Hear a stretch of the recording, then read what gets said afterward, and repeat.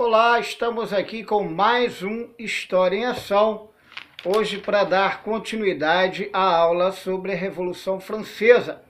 Então nós vimos que os revolucionários, eles derrubaram a Bastilha e implantaram a Declaração dos Direitos do Homem e do Cidadão. E aí depois, o que aconteceu? Bem, galera, o seguinte, depois disso, o Maximilien Robespierre, ele começou a ganhar muita influência nos movimentos revolucionários, começou a ganhar destaque. E começou a defender a liberdade de imprensa que já vinha agindo tipo no underground antes da Revolução. A imprensa sempre agira assim nos bastidores e tal, fazendo críticas, charges e tal. Só que agora a imprensa, por intermédio e influência de Robespierre, que desde o início do processo revolucionário vinha se destacando, então Robespierre ele começou a dar a liberdade para a imprensa, né? Ele e os seus aliados. Robespierre que desde então já vinha se destacando. E com essa liberdade de imprensa surgiu um jornal assim, que era um jornal muito polêmico, que era dirigido pelo Jean-Paul Marat. O Marat era um médico assim frustrado que não tinha conseguido exercer suas habilidades médicas, então um frustrado na profissão, né? E ele usava o seu jornal para atacar veementemente a nobreza e o clero e a monarquia em geral. Só que ele usava isso, ele começou a usar o seu jornal, Amigo do Povo, de forma violenta, a exigir que cabeças rolassem. Isso porque, já em 1790, o médico Joseph Ignace Guillotin, ele elaborou um instrumento mortal chamado guilhotina, e que consistia numa lâmina, né? E aquela lâmina ela era solta e caía e decepava a cabeça do cara. Isso já em 1790, como forma de que todas as sentenças de morte fossem iguais aos olhos dos homens, né? Sem tortura, sem pessoas sendo queimadas ou afogadas, como se fazia desde então. E com essa invenção do José Ignace Guillotin, todos os acusados, todos os sentenciados à morte seriam mortos de maneira igualitária. E ele mostrou a sua invenção na reforma penal que ocorreu em 1790 e falou as seguintes palavras para os membros da Assembleia Constituinte, então. Ele disse assim, o Joseph Ignace Guillotin, o inventor da guilhotina. Em 21 de janeiro de 1790, ele defendeu o seu projeto em frente à Assembleia, né, Constitucional. Ele disse assim, senhores, com minha máquina lhes arrancarei a cabeça num piscar de olhos e vocês não sofrerão. O mecanismo cai como um raio, a cabeça voa, o sangue jorra e o homem já não existe mais. Então ele apresentou a invenção dele dessa maneira. Muito engraçado. E em finais de 1789, né, o Marat, ele já por intermédio dessa destilação de ódio que ele tinha, né, por sua frustração profissional, pelo ódio à monarquia, ele incentivou o povo a invadir Versalhes, a quebrar de vez a monarquia. Por quê? Houve uma festa, né, aproveitando-se dessa liberdade de imprensa que Robespierre ele havia sugerido e havia feito, estava começando a fazer. Então o Marat ele ficou sabendo que havia tido uma festa lá em Versalhes, em que a monarquia havia pisado naquela bandeira tricolor, naquela bandeira revolucionária, escarnecendo, fazendo pouco caso da Revolução Francesa. Isso gerou um ódio muito grande no Jean-Paul Marat, e em suas páginas no seu jornal, O Amigo do Povo, ele insuflou os ânimos da população a invadirem Versalhes, a promover um quebra-quebra e tal, com essa falta de respeito aos ideais revolucionários. E no dia 5 de outubro, o que aconteceu? No dia 5 de outubro, muitas mulheres se reuniram em frente à prefeitura em Paris. E essas mulheres eram donas de casa, mulheres que trabalhavam na feira em Paris e que eram mulheres acostumadas a trabalhos brutos, limpando peixe e tal. E era um ambiente assim de feira, né? Um ambiente muito sujo. E tem até um filme muito bacana que é chamado Perfume, a história de um assassino, acho, que mostra essa feira, como eram essas feiras, né, e tal. E isso é muito legal. E o que aconteceu? Então essas mulheres, no dia 5 de outubro de 1789, elas reunidas na frente da prefeitura de Paris, elas estavam querendo ir para Versalhes para reivindicar a falta de pão, porque estava faltando pão nas prateleiras, né? Então a fome ela começava a surgir novamente naquele período.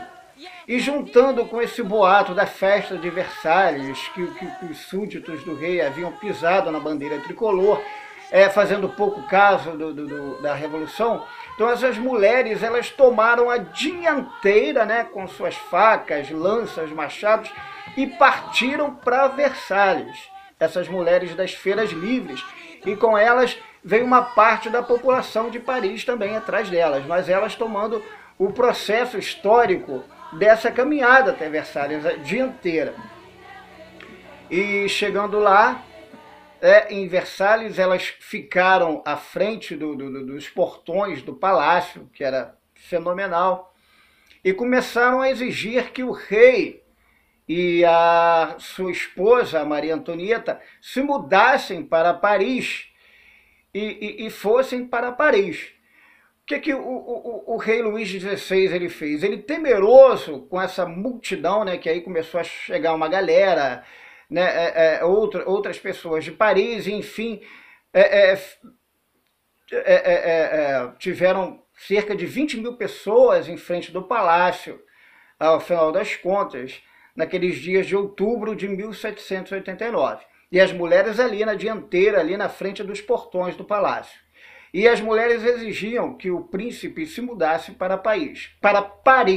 Mas ele, muito relutante, ele não sabia se ia ou se não ia, e com isso as mulheres ficaram enfurecidas e invadiram os portões do palácio, e a multidão começou a matar os guardas, né, do palácio e tal, que faziam a segurança, e as mulheres invadiram as escadarias e começaram a subir as escadarias e entraram, né, nos aposentos da Maria Antonieta, que fugiu rapidamente para os aposentos de Luís XVI e tal, e elas rasgaram a cama, as fronhas, os lençóis da Maria Antonieta, e por pouco ela não foi assassinada, certamente ela seria morta. E a multidão então decepou a cabeça dos guardas, as mulheres pegaram a maquiagem real e pintaram as bocas, os lábios dos soldados, e fizeram uma maquiagem nas cabeças decepadas, espetaram nas lanças, dando continuidade àquela tradição macabra que havia se iniciado na queda da Bastilha. Lembra da aula passada? Então, e eles pegaram então e levaram a família real presa na carruagem em direção a Paris. E na frente daquela carruagem, a multidão ia à frente da carruagem com a cabeça dos guardas espetados em lanças e maquiadas. Então, uma coisa muito sinistra. E o que aconteceu então? Então, eles chegaram em Paris e o rei Luís XVI e Maria Antonieta e seus filhos ficaram presos no Palácio das Tulherias.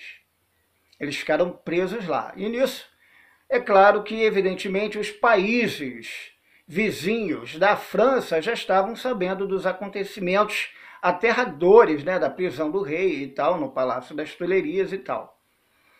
países vizinhos como a Áustria e a Prússia, né? Então, aquele movimento todo de articulação de uma contra-revolução já vinha crescendo, então, de se combater a revolução.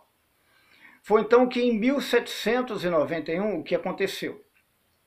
O rei, às escondidas, ele, desde que fora preso, né, lá no Palácio das Tulherias, ele começou a trocar correspondências escondidas com os nobres que haviam fugido de Paris e com os monarcas também, que evidentemente eram contra o processo revolucionário francês. Afinal de contas, esse processo ele ameaçava toda a dinastia monárquica dos países vizinhos também com seus ideais revolucionários. Então o rei, então, às escondidas, ele trocava correspondências com esses monarcas e, por outro lado, ele fingia, claro, apoiar a revolução. Isso ele fazia às escondidas, porque senão ele correria até um risco de vida. E, mediante essa troca de correspondência de Maria Antonieta com seus parentes na Áustria, porque ela era da Áustria também, e a Áustria era um país vizinho, o que aconteceu então?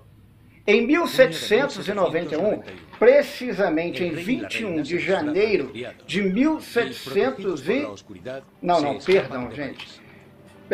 Na noite do dia 20 para o dia 21 de junho de 1791. De 1791. De 20 para 21 de junho de 1791. O rei pegou uma pequena carruagem, né,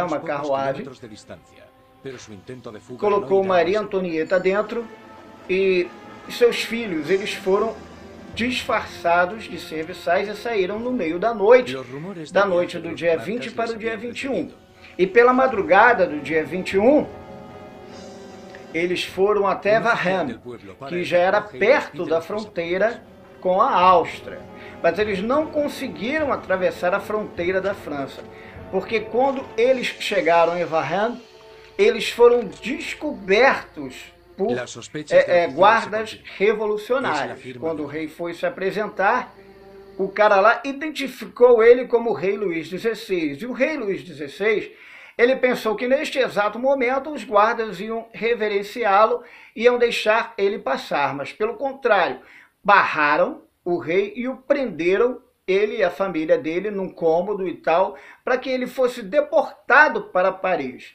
Aquele plano, evidentemente, não teria como dar certo, porque a carruagem que o rei fugiu chamava muito a atenção. Era uma carruagem pequena, mas era usado pela monarquia, pelas altas elites, então chamou a atenção das pessoas que viram aquela carruagem atravessar pelas ruas de Paris e sair de Paris. Uma carruagem como aquela, uma carruagem pequena, porém luxuosa. Então foi um plano meio que ingênuo, na verdade. E o rei foi descoberto. E ele foi preso, voltou lá para Paris, sendo preso novamente. Voltou lá para o Palácio das Tulherias. Foi quando, em setembro de 1791, em 3 de setembro de 1791, foi adotada uma Constituição que encerrava o antigo regime e estabeleceu a monarquia constitucional na França. Quer dizer, em 3 de setembro de 1791 foi elaborada finalmente a Constituição para a França e acabava com o antigo regime francês.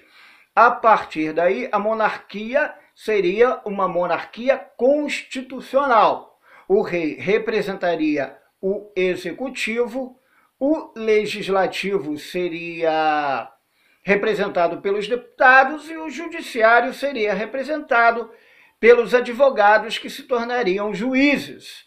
E o rei, né, representaria o executivo. Isso seria o quê? A monarquia constitucional, que a partir de então seria feita na França, e o rei, evidentemente, perdera os seus poderes, perderia uma parte muito grande dos seus privilégios com essa monarquia constitucional. O que aconteceu então?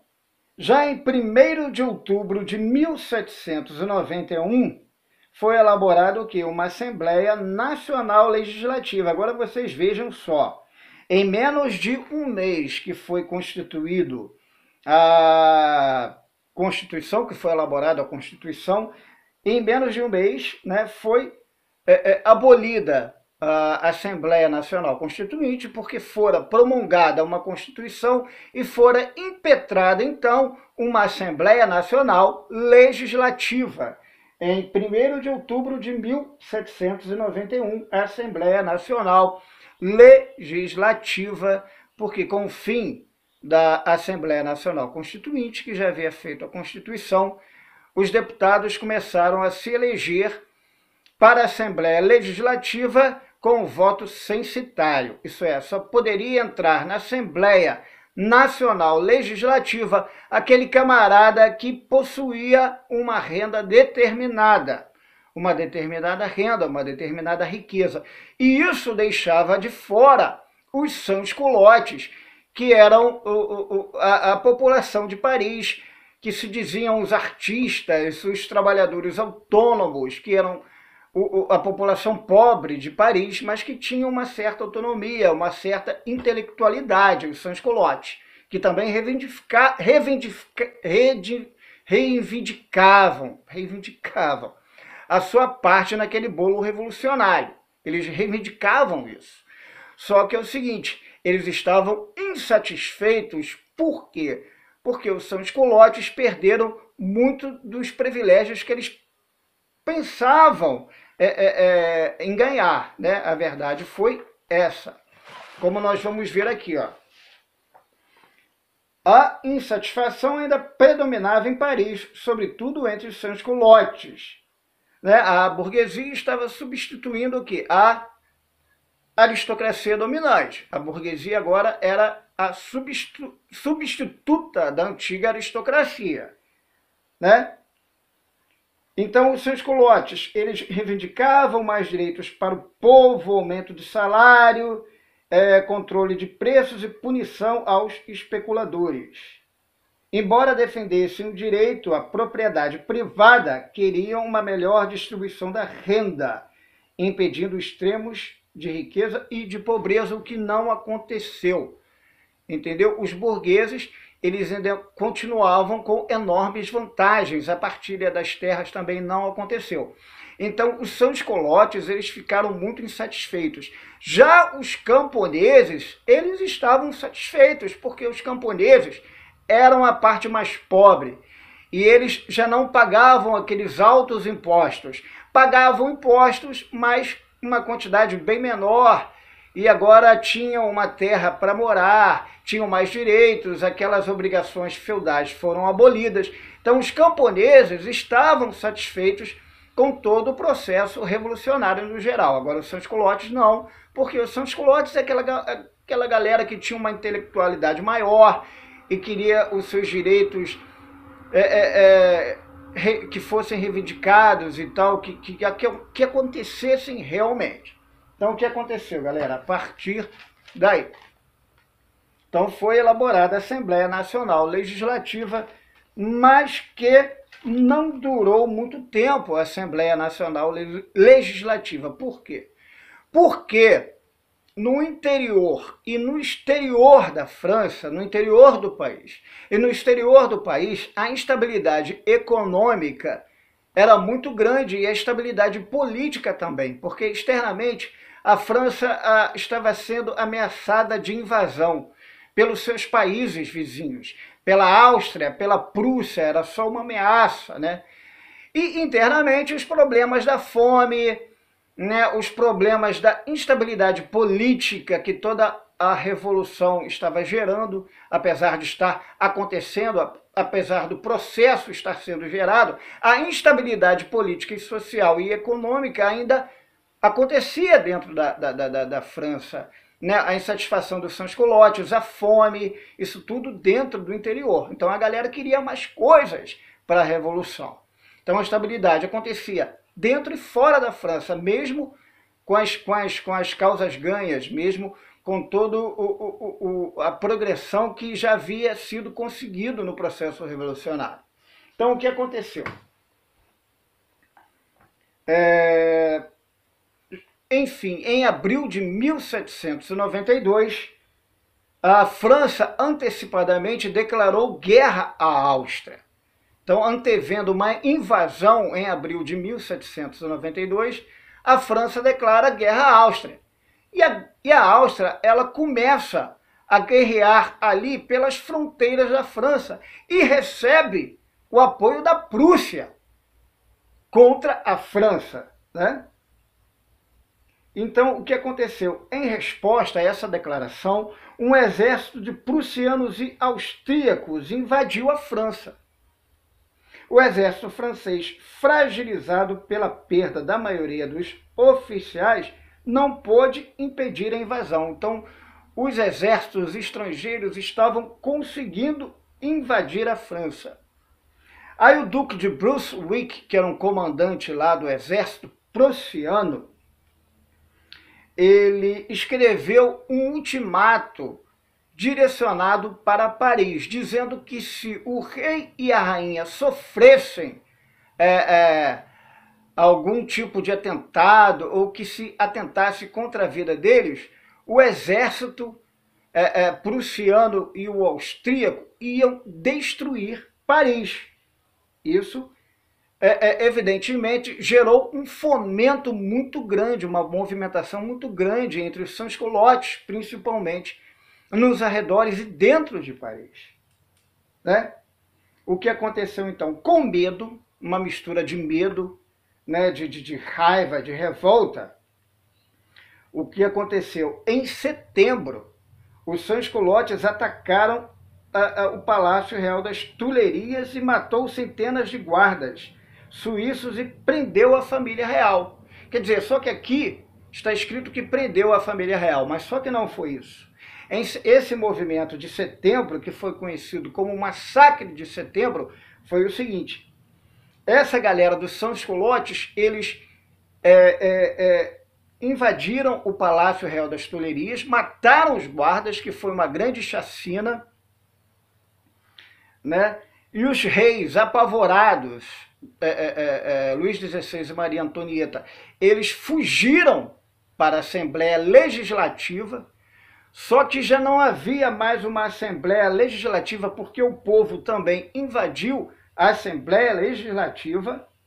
Quer dizer, foi uma insurreição popular radicalizada que levou à dissolução da Assembleia Legislativa e os deputados temerosos com a participação popular, eles aboliram a Assembleia Legislativa e começaram a tentar eleger uma convenção nacional, escolhido por voto universal. Então, todo esse movimento, toda essa insurreição popular radicalizada, ela levou aos deputados do parlamento a dissolverem a Assembleia Legislativa e a criarem uma convenção nacional.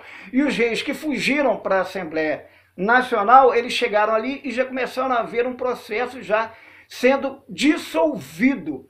E os populares, é um pouco complicado, nós temos que ir por parte, como Jack Estripador, e por partes. É muito complexo esse processo revolucionário. E os populares, no começo de setembro, que é aí que foi conhecido como Massacre de Setembro, esses populares, eles invadiram as prisões reais e tal, os sans-culottes, e começaram a matar de forma indiscriminada os padres, os nobres, os integrantes do primeiro e do segundo estado, que eles viam dentro das prisões, como forma de se rebelar contra esse ultimato do Duque de Brunswick, esse medo, esse ódio, essa revolta. Então eles começaram a matar toda essa galera da nobreza, e os padres e os nobres, entendeu? E os deputados, consequentemente, eles ficaram temerosos, né, e com essa invasão popular, e dissolveram a Assembleia Legislativa e criaram uma outra instituição que seria escolhida por voto universal masculino, que foi a Convenção Nacional. Então houve esse massacre de setembro, essa invasão popular e tal, e esse medo e essa revolta gerou a elaboração de uma nova instituição para a França, que foi a Convenção Nacional. E foi reconhecido o envolvimento do rei com as forças estrangeiras. Em setembro de 1792, os deputados, pressionados pelo movimento popular, aboliram a monarquia e estabeleceram a república. Quer dizer, em setembro de 1792, depois que foi criada essa Convenção Nacional, meio que assim, às pressas, eles aboliram também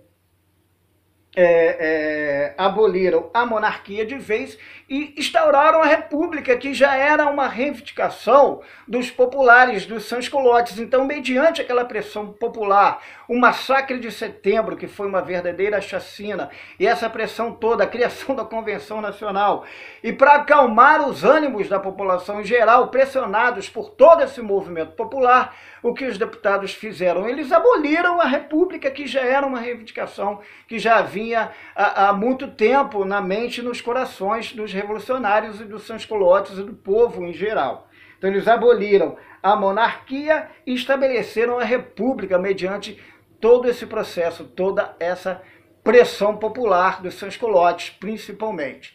Então houve-se a criação da Convenção Nacional e a elaboração de uma república e a chacina e o massacre de setembro em 1792. Tá ok? Então, até a próxima aula. Espero que vocês tenham gostado e se divirtam, estudem. Não esqueçam de fazer o Enem, não desistam. Tá? Fiquem em casa e fiquem com Deus. Um beijo. Paz no coração de todos.